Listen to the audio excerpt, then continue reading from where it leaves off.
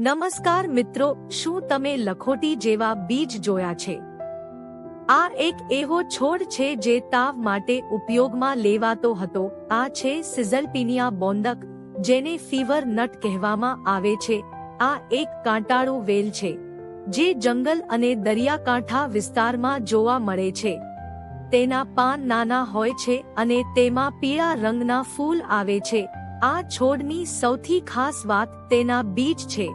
તે ગોળ, કઠણ અને ગ્રે રંગના હોય છે, બિલકુલ લખોટી જેવા. જૂના સમયમાં લોકો આ બીજનો ઉપયોગ તાવ અને મલેરિયા માટે કરતા હતા. આથી તેને ફીવર નટ નામ મળ્યું છે.